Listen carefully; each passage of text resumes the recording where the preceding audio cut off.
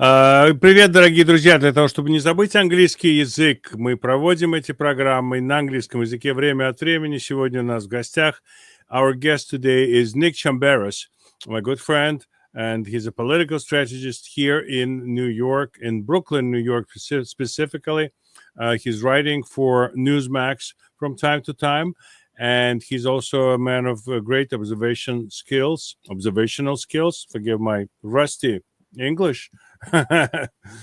So professionally, it's limited very much. I'm an interpreter. You do a better job flattering me in the English language than anyone I can think of. I'll say that much. Thank you for your kind words, Yuri.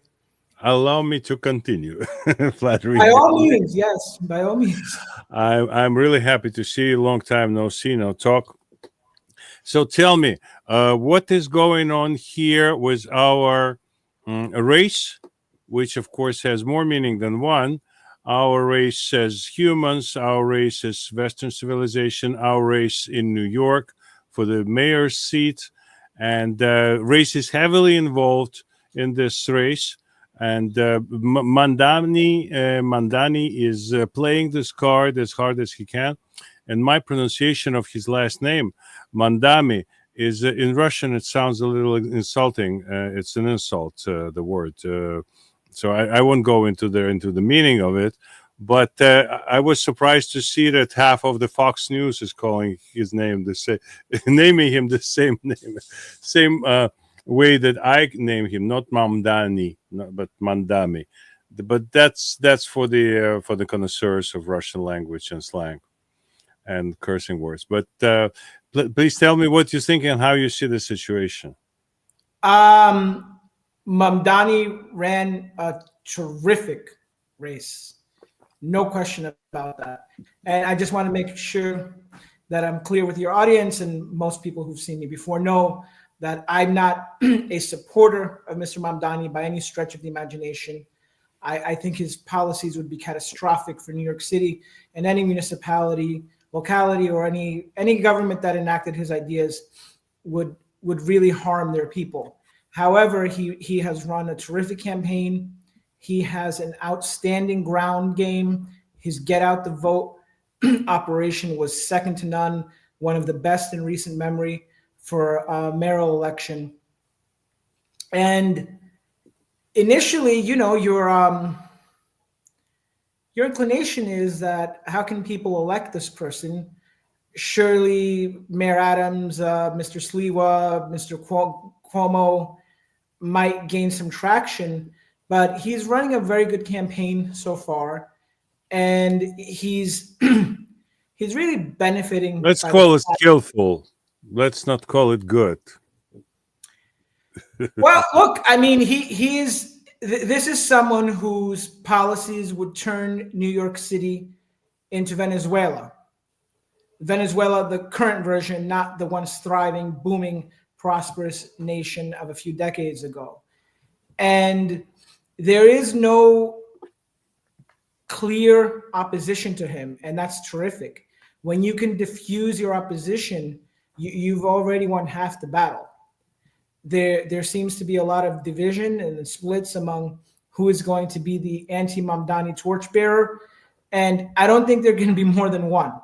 Initially, I thought that, even with so many people in the race, that an anti-Mamdani candidate could emerge and win.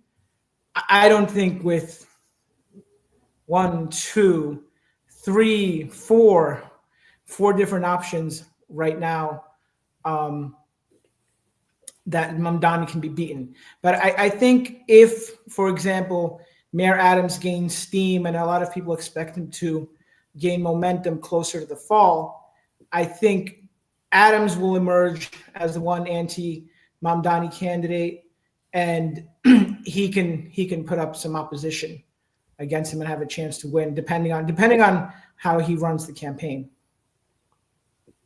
It's interesting that he used he by the way, he met Hakeem Jeffries yesterday, I think, and there was a good meeting, but no endorsement. How come? Well, I think Mayor Adams has to understand that, and I'm sorry if I get into a boring tangent, with this, but I I was trying. won't let you. I won't let you. But Good, you good, go. good. This reminds me, the Adams campaign reminds me in many ways of the George H.W. Bush campaign of 1992. It seems as if they're having trouble deciding whether they're going to run as in your traditional incumbent campaign or an insurgents campaign. And the problem is Mayor Adams can't run as a de facto Democratic alternative. Mayor Adams has to run as an independent, a true independent. He needs to run an insurgent campaign. He needs to call out the people that caused so much trouble and so many challenges during his first administration. For example, the Marxist City Council. Yes, there's some people who are purportedly allied with Mayor Adams behind the scenes. Hakeem Jeffries cannot help Mayor Adams right now. Hakeem Jeffries is in a safe congressional district. He doesn't have to really worry about re-election, especially with the Brooklyn GOP, but that, we don't need to discuss that. Mayor Adams has to talk about the city council passing all of these anti-police measures, the onerous documentation procedures. The mayor vetoed that legislation, then they overrode him, removing qualified immunity from the police. He needs to talk about, when he was the Democrat mayor, the Democrat Party standard bearer, he really couldn't call out bail reform. Or I'm guessing that that's why he didn't call out bail reform. But bail reform has been a disaster for New York State. And you can try to fudge the numbers as much as you want, but many of the problems New York is facing is because of bail reform, because of they're not allowing these criminals to be detained. They're letting them off even after committing 5, 10, 15 crimes sometimes. So Mayor Adams, I don't think he's gained the traction he thought he was going to gain, because sometimes he's running the campaign of a challenger and other times he's running the campaign of a successful Democrat incumbent. He has to understand he's now the underdog.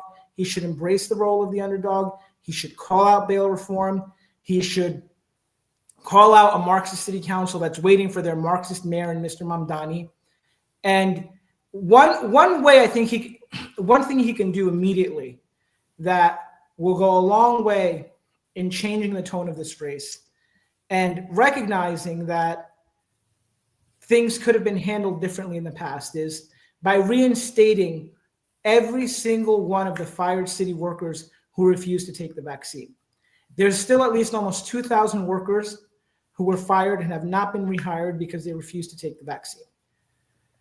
This is not an admission of guilt by reinstating these workers. It's merely recognizing that data evolves, data progresses. We now know that the lockdowns were a colossal failure on so many fronts. There have been that people were concerned about then and were justifiably concerned, that those who had the virus had higher immunity than those who were vaccinated in many cases. So we know that those policies failed. They were a mistake. It was a horrific, terrible, so many lives were destroyed, not just in the public sector, but in the private sector. But it was a terrible mistake to fire all of these people. And Mayor Adams can set a new tone by rehiring all of these people and talking about how these past 4 years have shaped his outlook, and what he will do better in the next 4 years. And he needs to run against socialism. That is very powerful. We get lost in the noise with deport Mamdani and ridiculous things like that. Because look, are you telling me that Mr. Mamdani is the only socialist in New York City, the only socialist in this country? Yeah, the city council is not going anywhere, whoever is the mayor. And people who voted those people in, they're also not going anywhere. Right. I'm exaggerating. Going someplace, possibly. Maybe 35 of them. Yeah, maybe 35 of them you could definitely say are Marxist. But in any event, you have a great argument. You can talk about the evils of Marxism, of communism, of socialism. You can give real life, real world examples and talk to people about what life would look like. Now, a lot of this by Mamdani is empty rhetoric. There's really a lot of the things he's promising, he knows he can't deliver, but it sounds good because, truth be told, in New York City, a lot of people are fed up. You know, New York City is great, and this started with the de Blasio administration. Actually, even went back a little bit in the Bloomberg administration. But life, if you can Uber it to and from, never have to take the subway, never have to take a bus, really don't care about paying thousands of dollars in parking, life is okay in New York City. But for working class and middle class New Yorkers, people are struggling. And yes, Mayor Adams has made strides towards helping the working class, middle class families in New York, but he's got to recognize that there's still a lot to be done. And a lot of people out there are fed up, they're frustrated, and they're looking at someone who's basically going to flip off the system. And that's definitely Mamdani. Now, you know, you have Andrew Cuomo still in the race, who is going to hurt Adams. And, you know, votes who go to Cuomo are voters who would have gone to Adams. Votes who go to Adams are voters who would probably go to Cuomo. Curtis Sliwa has made fantastic contributions to New York City life. He has been an outstanding advocate for public safety. His volunteerism and his initiatives are exemplary. We New Yorkers owe him a lot, but I'm a little skeptical that someone who advocated for universal basic income in 2021 is really going to be able to claim the mantle against Mamdani this year. I could certainly be wrong. I'm not thrilled about calls, outsized pressure on any candidate to drop out of the race. But I think that's how the race is shaping up so far. I think of everyone, Mayor Adams has the best chance at defeating Mamdani, but time will tell, obviously. Nick, am I wrong in saying what I'm about to say? It's that Curtis Sliwa has a certain inner obstacle about seeking the support or praising President Trump, former New Yorker Donald John Trump. Does he still, I think, is holding something against him? I never heard from him any good words about him. Maybe I'm wrong. No, I don't. You certainly would be hard pressed to find statements from Curtis Sliwa praising President Trump. At the same time, we must recognize that in New York City, it's difficult to win as the Trump candidate, no matter how many other candidates are in the race. And I think if we're candid, President Trump is not exactly clamoring for Mr. Sliwa to. No, but he's not supporting him either. And if he wants to win as a Republican, it would be nice, at least, to have the support of the President of the United States of America. Wouldn't it be strategic in this situation? Wouldn't showing his true colors would be good for people who sit on the couches and never vote and call themselves Republicans? Because you never win in New York. No one tried. Well, Who did? There are a lot of disenfranchised Republican voters. There are a lot of discouraged independent voters who just don't bother in New York City. But that's a long-term project for the county organizations. And they face several challenges, structural challenges. I don't think Sliwa is President Trump's choice. I think if President Trump had his way, the status quo would suit him just fine. Not Mamdani, obviously, but I think President Trump is very interested in carrying out operations within sanctuary cities. And Mayor Adams has expressed a willingness to help the administration deport violent criminals. And I think the president is content with that. Yeah, because Eric Adams went to Washington, and that's how he got all the hate from the lefties here. Because he went to talk to Donald Trump. He said the word Trump, God Almighty. He mentioned Well, Trump. So and I think that's why I he's running as independent. I think it hurts him with some Democratic voters, but I think you see in the big cities now, these primaries are dominated by hard left voters. And that's why, you saw Andrew Cuomo is really the only moderate in the Democratic primary. Yeah, but he's rotten inside. That's the problem with Andrew Cuomo. Well, He's a rotten fruit. You see it and you bite it nevertheless. it's hard to win any Democratic primary as a moderate. We saw with Jennifer Rajkumar, who's not exactly no one would use the word conservative to define this woman. She seems to be a pragmatic assembly member, and she had the temerity to say that illegal immigration in New York City is not sustainable, and she was walloped in the primary against Jumaane Williams. Now, if you've seen Ms. Rajkumar debate, if you've seen her speak, if you're a Republican, you're not exactly going to be thrilled. But at the same time, she presents a much more common sense approach than Jumaane Williams. But again, she stood no chance in the Democratic primary.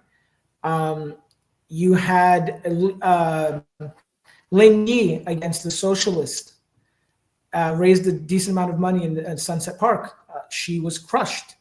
It's the New York City Democratic primary landscape has changed dramatically. You need to be hardcore to the left to have any chance in most primaries. But that's in primaries. That's inside intramural stuff. But also, I must say that I know Dr. Devi Nampia Parampil, who was running against Jumaane,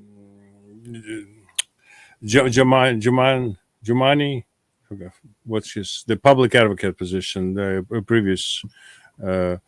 previous round of elections, Jumaane Williams, right? And she also was a very sensible, very nice person, very compassionate, very active, and still is.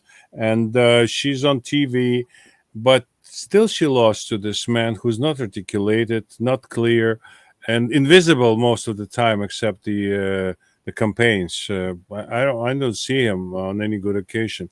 Let me ask you maybe the most sophisticated question I'm capable of asking such a man of you, as you are, as a political affairs, public affairs strategist, etc.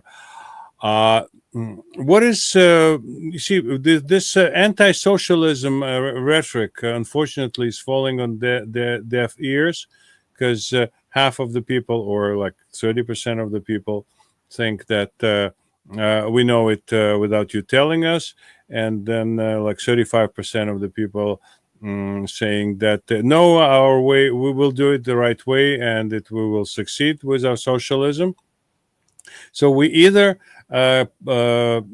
advertise socialism or we advertise capitalism. To me, advertising capitalism would bring more fresh ideas, because what can we say? Soviet Union, Hitler, Pol Pot, Cambodia, Vietnam, Venezuela, look how it ended, Fidel Castro, Hugo Chavez, all those things. Basically we kind of shut our wad, excuse this expression. It's all set, and whoever is susceptible to this things, to those arguments, he already knows it. Tired of it. But who made your suit, Mr. Mamdani? Who made your tie, Mr. Mamdani? Who shaved your beard? Which country this shaving implement has been manufactured at? Of course, it was made in China, but who designed it? Who invented it? Who invented the elevator that you ride on every day? Who invented the subway? The West did. The I capitalism think, did. The yes, competition did. but I think the problem we have in with many of the people on our side is that in this day of clickbait, trying to go viral with every single post, we don't focus on that. We focus on saying stuff like deport Mamdani. And believe it or not, not only does this energize his supporters, there are people from our end who actually think that if he wins, he'll be deported, problem solved. So it sort of depresses the anti-Mamdani forces. We need to discuss the evils of socialism. Many people under the age of 40, many people under the age of 50 don't know about socialism or communism. People don't pay attention to what happened in the former Soviet Union. A lot of people don't remember the stories, the images, the poverty, the cruelty. Look at how many people, and they don't understand the history of how many millions of people were forced to starve under Stalin. They don't understand that. And you also have another issue in that we need real capitalism in this country. Unfortunately, when Obama came, he gave rise to this neo-corporatism, crony capitalism. That, remember, capitalism is not supposed to pick winners and losers. What this country started doing under Barack Obama is picking winners and losers, a small cabal. We had the oligarchs in the former Soviet Union, and now we have the oligarchs in the United States. And real income declined dramatically for the middle class and working class families in the last 40 years until President Trump came to office. And is that because of capitalism? No, it's because we started making it easier to lose jobs. We started encouraging layoffs. We started negotiating trade treaties wherein beforehand we knew that we would lose so many jobs that we were feuding over how much compensation and reparations we should be paying and training to the people who were about to lose their jobs. And nobody thought that this was crazy until President Trump came along. So what we need to discuss, we need to talk about real opportunities, about for example, New York City is a classic case. People used to come to New York City to make it, right? People came to New York City, and you hear these stories all the time. People came with nothing. They started a small business where they worked several jobs. They made it. It's still possible anywhere. But in New York City, for so many reasons, and other places, it's prohibitive now. And, you have someone like Mamdani telling people who really don't know what socialism is, who really don't know what communism is, I got you. I'm going to take care of you. And, people can't afford their groceries, and they see the limousine class, and there's a certain resentment. But they don't know that what real socialism means is I got you by taking everything you have, by making it useless to work to try to improve your life, that you're going to be reliant on the state for everything. And as is often the case, the state is going to fail you drastically, but you'll have no choice. You'll have the bare necessities some of the time. And if you don't like it, tough. We need to give real concrete examples of why socialism doesn't work. Most people don't know what socialism is. Even expressions like universal basic income to a lot of people sounds pretty good. They don't know what that is. They don't know what that means. They don't understand how universal basic income would be affected by inflation if it ever came to fruition. So we're falling into the trap. We're not talking about what happened in Venezuela. Venezuela was like a miracle economy in the late 90s. It was a success story. So many people being lifted up out of poverty. Yes, there were poor people. There was still abuse in Venezuela. But Hugo Chavez came to power on promises of a better life for everyone. And then basically he gave misery for almost everyone, but a small group of his cronies. We're going about it all wrong when it comes to Mamdani. We need to expose the fact that a lot of this is flowery, passionate rhetoric, preying on the insecurities of most New Yorkers, because New Yorkers aren't only focused on crime, they're focused on economic insecurity. They just went through the pandemic. Many people's lives were destroyed for various reasons because of the shutdowns, because of the pandemic itself. So whoever claims the mantle against Mamdani has to basically talk about the evils of socialism, that what he's really proposing isn't equity, equality, fairness. He's talking about totalitarianism. So I'm hoping that people start taking it to Mamdani, and please stop the cheap sloganeering against him. It's not working. He's not going to be deported. Get over it. If we keep this up with the wrong messaging, he's going to be mayor, and he's going to inspire a bunch of new candidates all over the country. People were making fun of AOC in the beginning, and again, playing right into her hands, making fun of the fact that she was a bartender, not understanding that they really should have been talking about how many jobs she cost, how many jobs she killed, working class jobs, what her policies were really espousing. It's right now we've got to get serious about the messaging against Mamdani. What about the billboard on Times Square? They would say, would have a portrait of Adolf Hitler, and words like Hitler was a socialist. Do you think it would draw attention? Like a stylish, stark black and white photo? Nobody knows it. We're talking like right. 1 out of 50 people, maybe 2%. If you say Hitler was a socialist, they would say, yes, you're right. 2 people, 2% out of 100. And he was. And he was. National Socialist, not national, right? National Socialist Party of what the Workers' Party.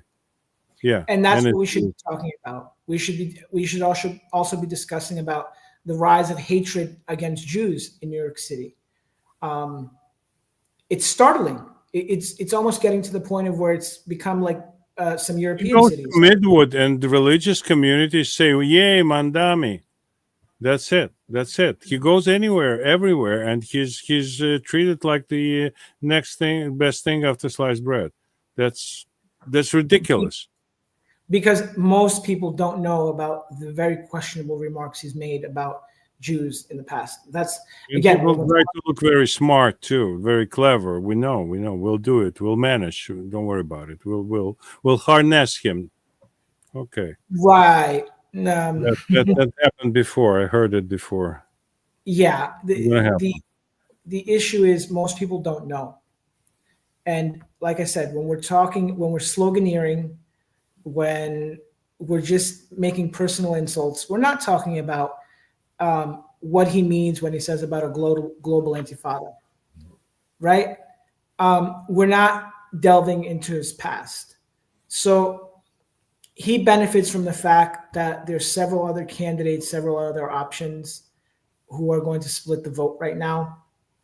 I still think that as we get closer to the election, voters will start paying a lot more attention to the race, and one candidate will emerge as the chief opponent of Mamdani. It's still very early, and if the person who led so many months before elections, Cuomo would be the Democratic nominee right now. It's very early, but the messaging, people need to start talking about Mr. Mamdani's views, Mr. Mamdani's statements, and leave the drama. Listen, speaking in like real life decisions, solutions for our area, I would like to know your opinion about the development of what's called a Coney casino. there's a plan to build a big casino on Brighton Beach, and opinions are divided. I'm of opinion that we need the big business, and if a big customer comes to your little shop, you got to think of something what to sell to this person. And those people came to us. They want a casino. They want to bring business here. They want to bring people here, new people, new group of customers who are very curious about eventually our food, our souvenirs, our services that we can provide. Of course, we're talking about legal services. Uh, so that's I don't understand how people could be against it. And just to show again, they say the transportation would be a problem. So it's our forte: American roads, American highways, American uh, intersections that we see all over the country. Why can't we do something very special in the light of the support that would give to the area? I don't understand why people are against it. What's your opinion? Do we need business like a casino in Brooklyn? Unfortunately, I definitely understand the amount of fiscal development and money that a casino could bring.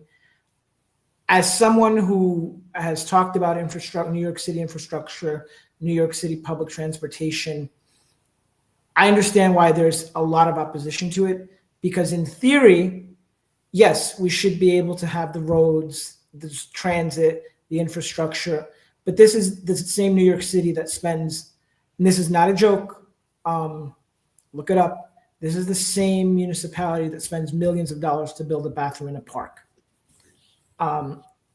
The first, the second, and third, and fourth, and maybe the 10th time I heard it, I thought it was a joke.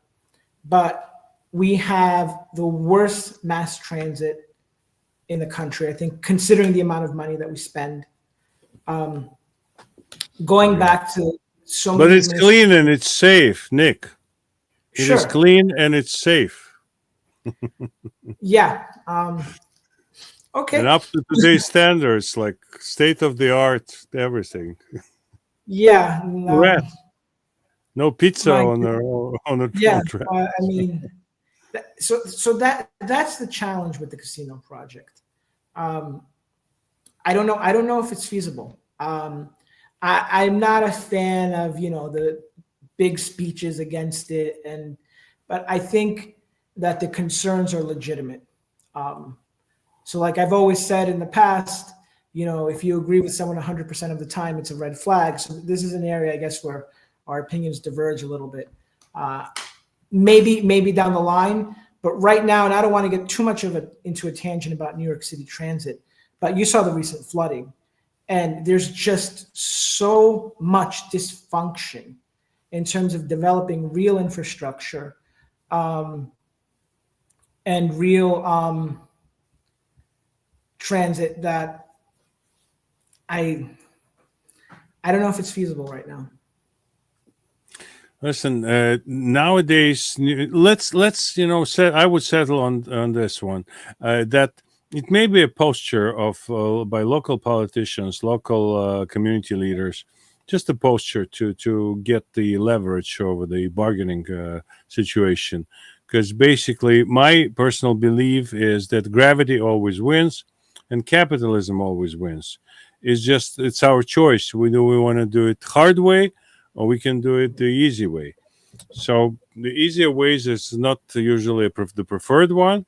So people choose the hard way just to see how it goes. And I don't know. There's so many investments in the area right now in Brooklyn here, and there are tall buildings being built along Surf Avenue, and the residential buildings are being built like smaller residential ones also in the area. So people believe that something good is going to be happening here.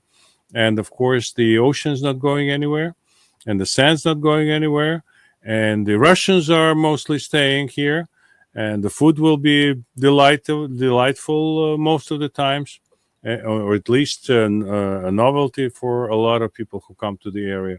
So I think it will somehow resolve it to the tune of natural processes in this I just I don't understand.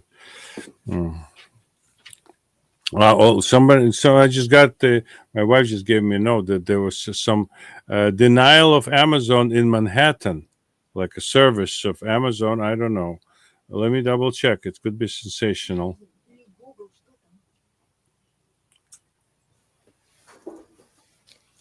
Okay. No, I don't know about it. I cannot. Mm,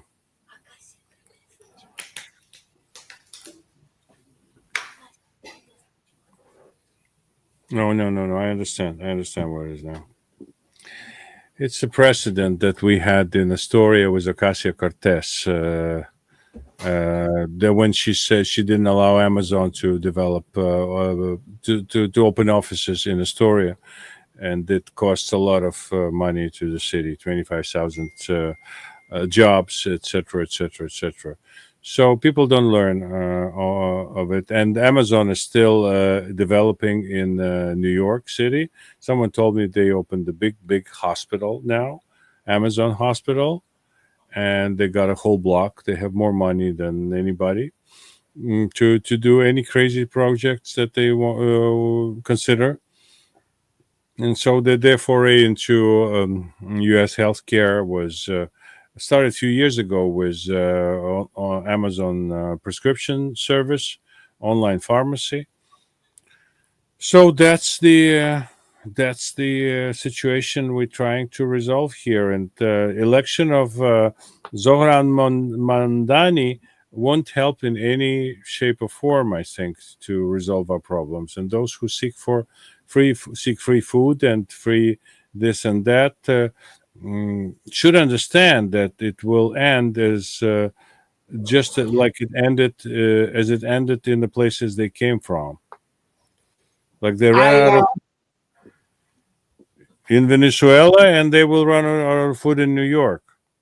let's be realistic though about what a Mamdani administration would look like.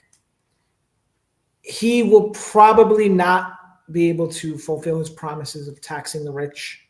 That's not his decision. He can't unilaterally do that. It's not something the city council can really do anyway.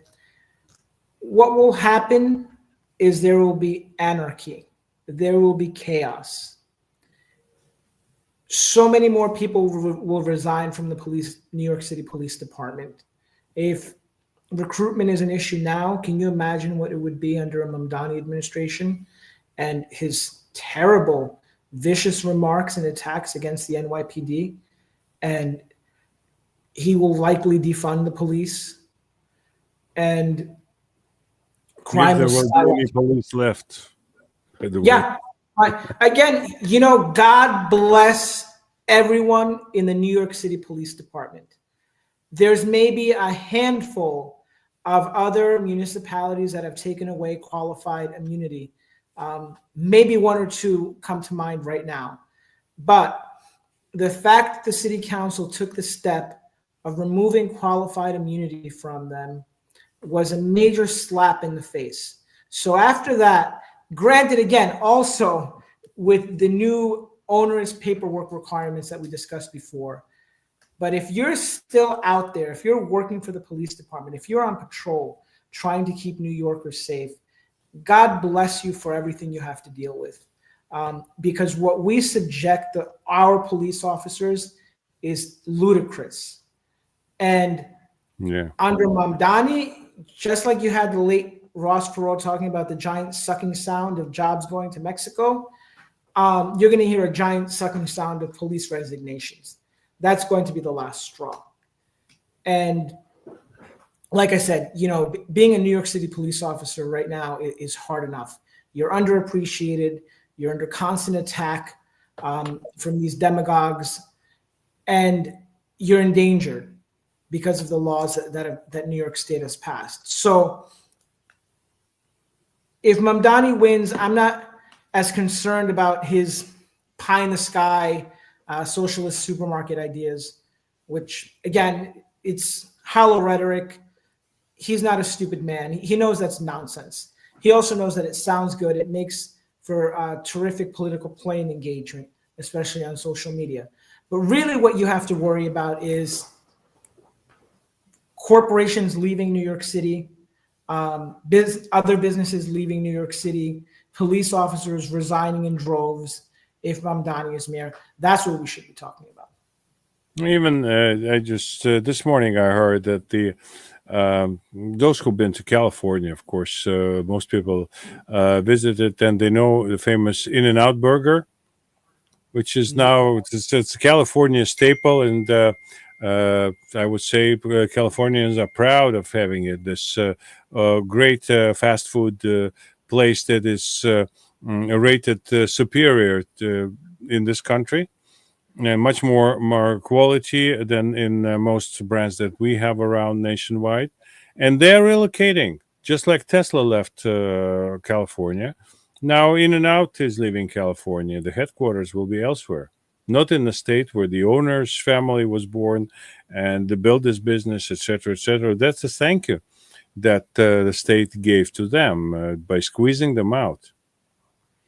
Yeah, I am not an economist, obviously. I just don't understand how this is going to be sustainable for the state of California. I mean, they have the most hostile business climate in the country, and big businesses, major businesses are fleeing in droves, and I just don't see how it's sustainable.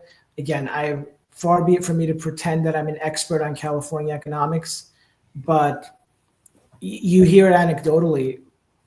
One person after another talks about how it's just so hard to make it in California. Yeah. Listen, what do you think about the future of Kathy Hochul, our governor? Is she staying? Is she going? What's the undercurrent? I would not underestimate Governor Hochul.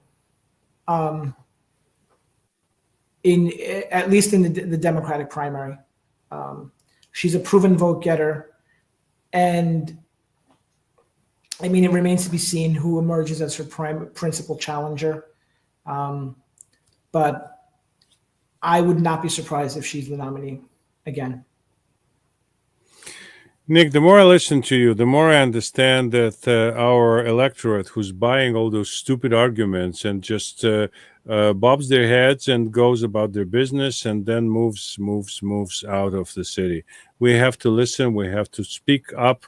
We have to let our opinion know and not be not allowed to be sold a bill of goods that they sell us year after year and decade after decade.